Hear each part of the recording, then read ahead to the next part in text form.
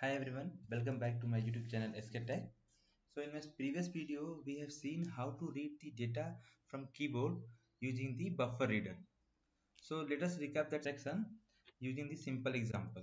So let's take an example of the Fibonacci series. So what is Fibonacci series? This looks like this. So if you can observe this series, this looks like something like Fibonacci series. So if you understand this sequence, you will find some patterns. So pattern is like, if you see the first two number 0 and then 1 and then again it is coming 1, then it is coming 2. So how this is getting generated? So basically this is getting generated with the addition of first two number becomes like third Fibonacci series, and the next Fibonacci series is like again the previous two number. So to make that first two number is required, right? Because this Fibonacci series is getting generated with the addition of previous two number. So how we can do it? We can create two variable.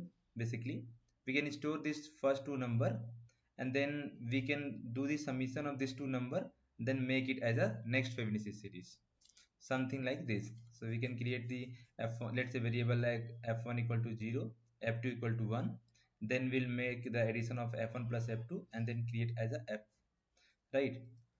Then if you want to generate subsequently the another Fibonacci series, what we can do, we can put this code inside the loop, right? This is how we can generate the n number of this series.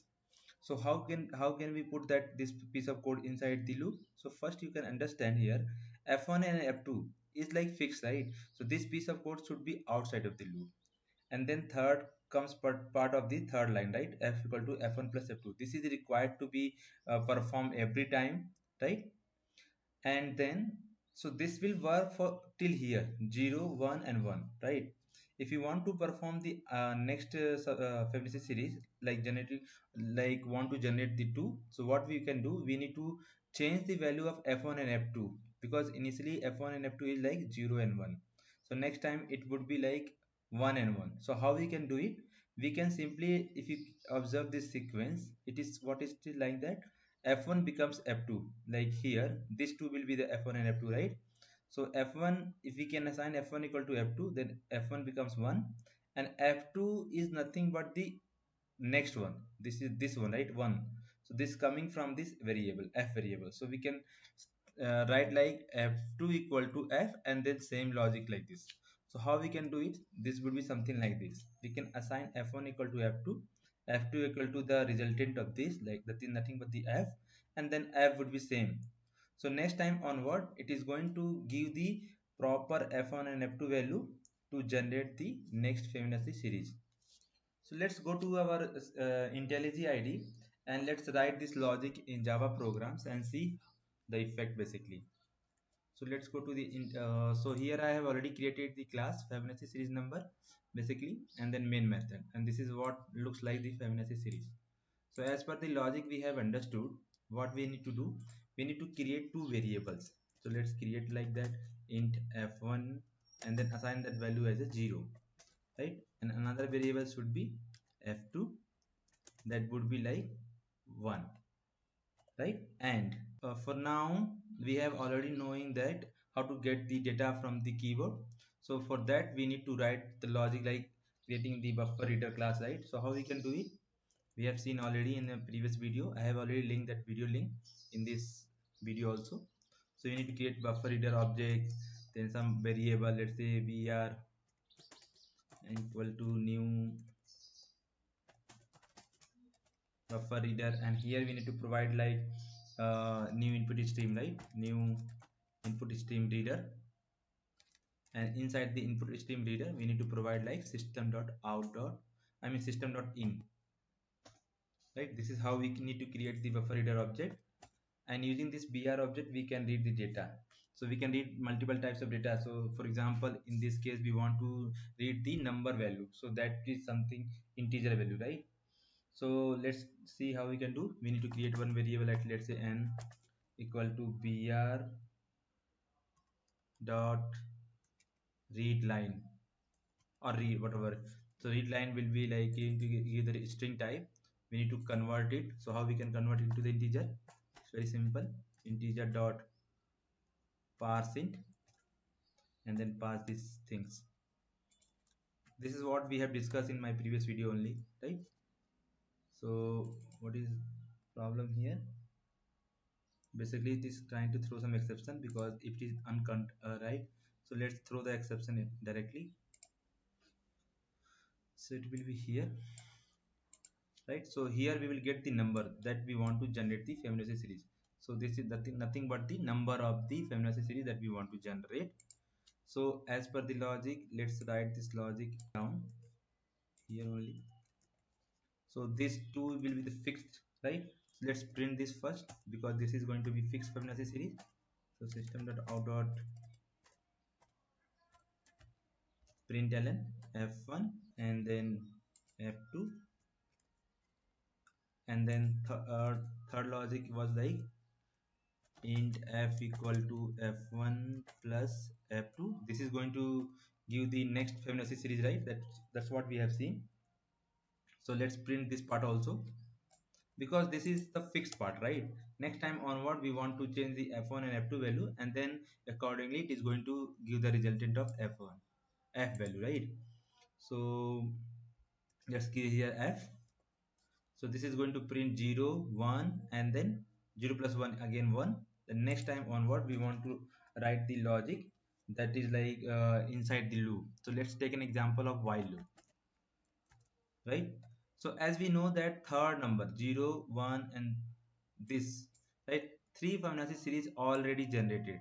So to generate the subsequent loop, we need to loop the we need to apply the looping greater than 3, right? Because 3 number already generated. So let's create some variable, let's say count equal to 3, right? Just to make sure that it is going to generate greater than 3 times.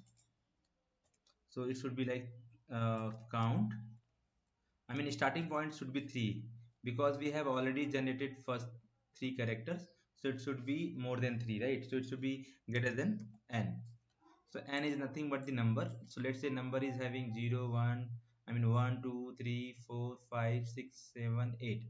If number we have provided 8, so this two is generated and third one is generated with this, and the fourth one onward it is going to generate with the same logic that we are going to write inside the loop. So let's see how we can write it. So what we have seen, we need to update this f1 value with the f2, right? And f2 value becomes the resultant of this f1 plus f2, that is nothing but the f, and f is now should be updated again f1 plus f2, that is nothing but the updated f1 and f2. So this is how it is going to generate one by one again and again, and we need to print it. So what we need to print it here, now we want only f value that is going to be give the updated next Fibonacci series, right? So let's write this statement something like system dot out dot println, here should be f. So this is how first time it is going to print 0 then 1, then a resultant of this is nothing but the 1 only, then it will come here, this will f1 will become f2, that is 1, and f2 will become f, that is 1 again.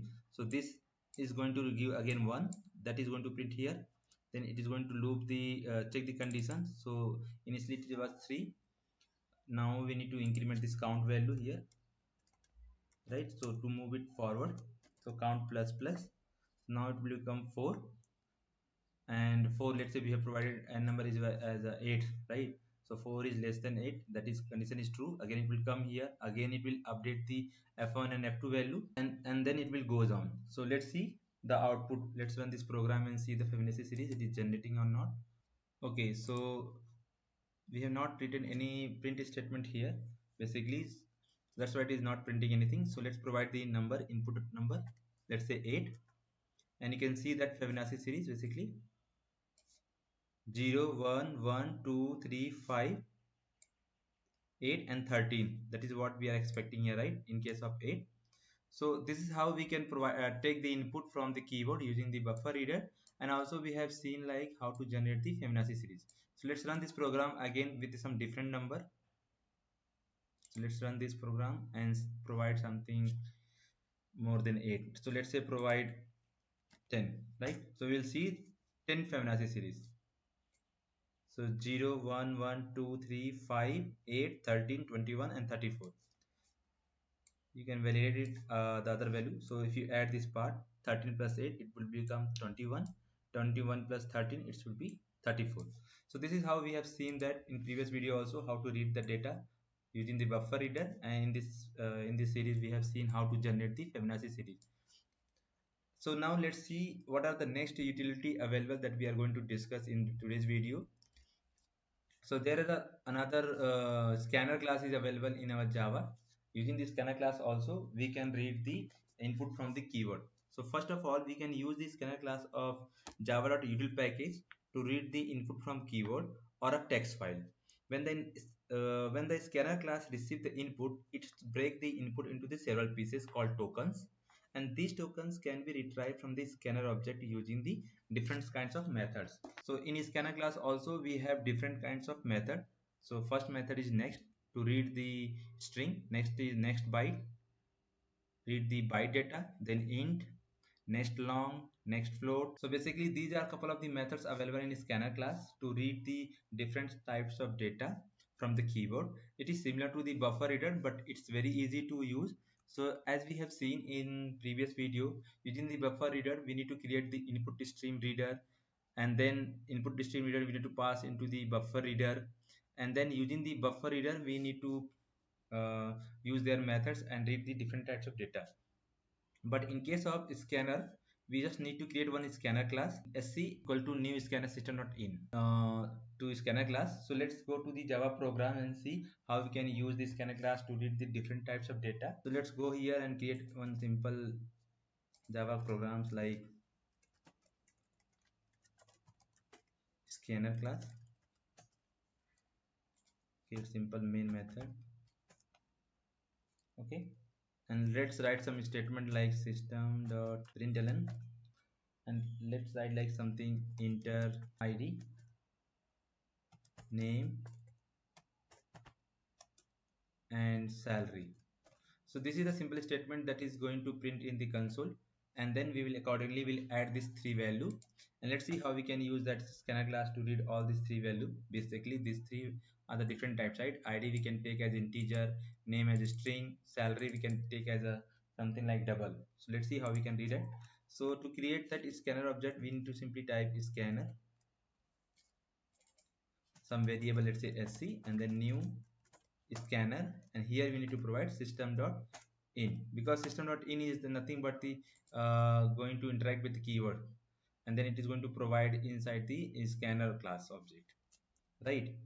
So to read the different types, we have already seen different methods.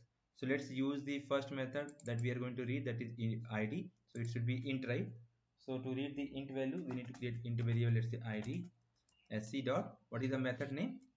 Next int, right?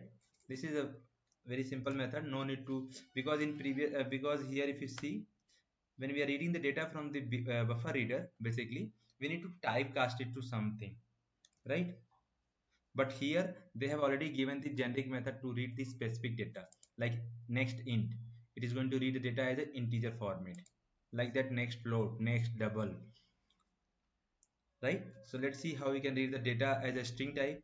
So we need to create the string, let's say name equal to sc dot next. So next is nothing but it is going to return the string type, right? Similarly, if you want to read the double type, so let's create the double object, let's say salary sc dot next. There is a method called next double. So this is going to read the data as a double format. So here scanner is a very handy basically to use, and also no need to do the typecasting because they have already provided the different kinds of the methods to read the different types of data. So let's print these three statements after the providing input. So let's say something like id, and then conjugate it with the id. Similarly,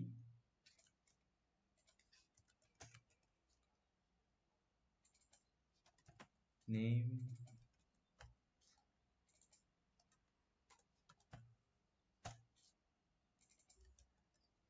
salary. So let's run this program and see the output.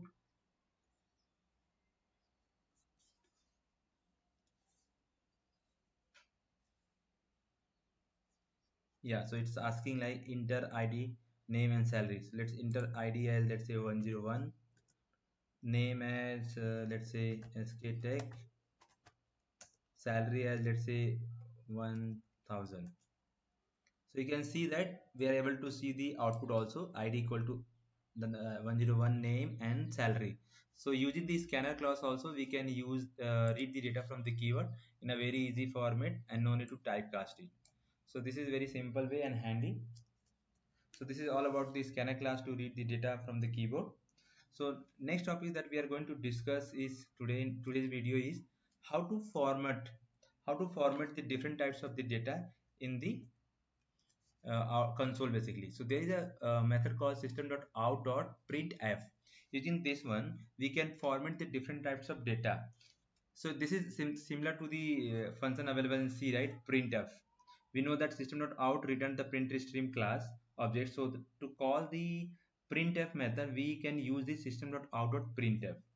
So there are a couple of the methods like this. I mean syntax basically. Percentage as donates string. We have already. I mean, if you have familiar with the C, you already know that how to use this percentage as percentage C for char, percentage D for decimal number, percentage F for float number.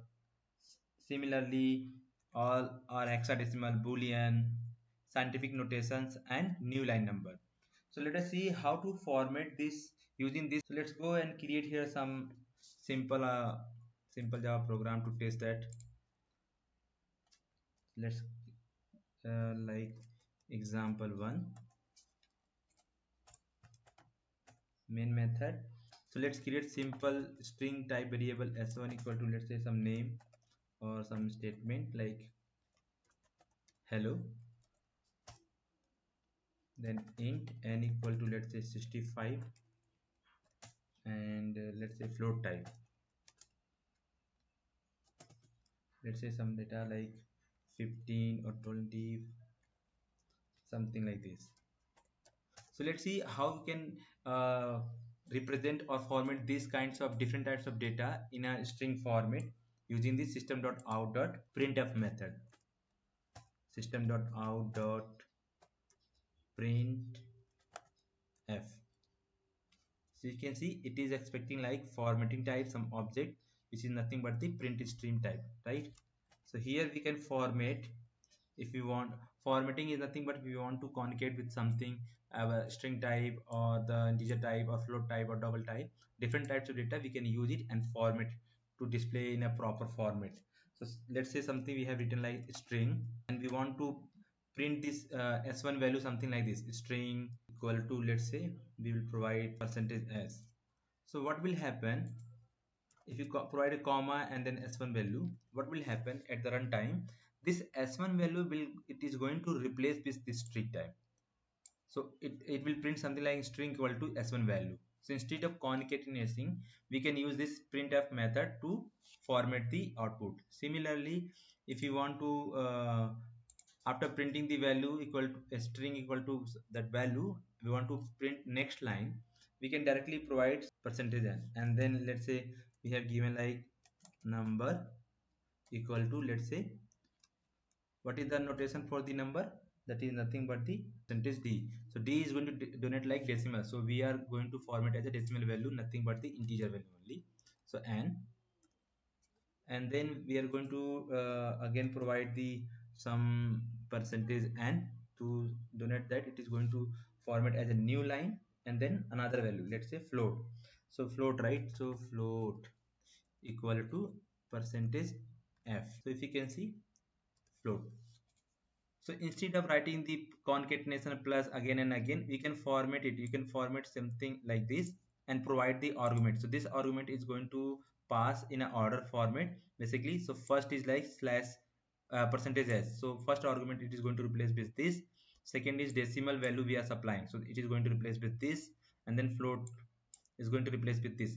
percentage n is noted donate that it is going to print the next line, so it is not expecting any input from here. So let's run this program and see the output.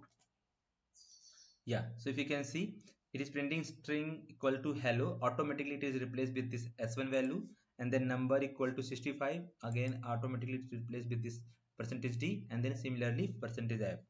So this is how, using this notation, different kinds of notations are available. Basically using this kinds of notation we can format it our output basically. And if you have seen already, percentage s is noting that like it is going to be replace the string type value. Like here we have seen different types of value, right? We are formatting different types of values: string, integer, float types, right?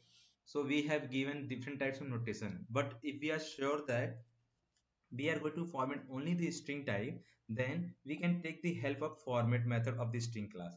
That is nothing but the string dot format. So let's see how we can use this format method to format the output of a string type. So let's modify this type only. We can write something like string as are equal to, let's say, string dot format method. Using this also we can format our input. So let's say we have a string s1, right? So how we can format it? We can provide the string express kinds of expression only. So that should be something like percentage, and whatever the value of the s, that is nothing but the s1. So in this way also we can format it. We'll make it as a string type, and then we can print it. So simply like str. So before that, let's append like percentage n, that is going to donate like is going to print in the next line. So let's run this program and see the output. Yeah, so it is, if you can see, it is printing the hello. So this is how we can format the displaying format using the string dot format and string dot system dot out dot printf. That's all for the today's video. In next upcoming video we are going to discuss the important concept called arrays. So stay tuned, we'll meet you soon. Thank you.